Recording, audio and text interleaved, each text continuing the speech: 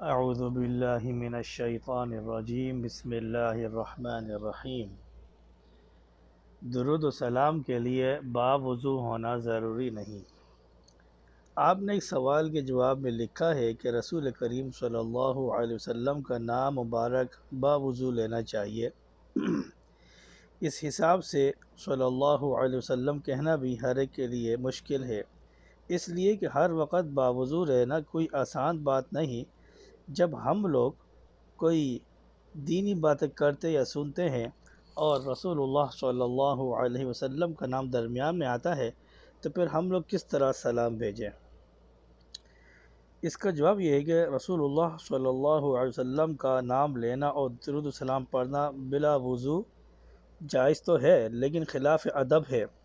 روزمرہ بول چال اور عام گفتگو میں آپ صلی اللہ علیہ وسلم کا نام مبارک لیا جانا خواہ بے وضو کیوں نہ ہو، یہ جائز ہے۔ ہم نے ادب کے حوالے سے لکھا تھا کہ کمال ادب کا تقاضا یہی ہے کہ نام مبارک اور درود و سلام باوضو ہی پڑھا جائے۔ چنانچہ فقہا نے ہر ذکر کے لیے وضو کے اہتمام کو بہتر قرار دیا ہے۔ کسی بھی ذکر کے لیے وضو کرنا مستحب ہے اور اس کا چھوڑنا خلاف اولیٰ ہے، جو کراہت تنزیہی کا باعث ہے۔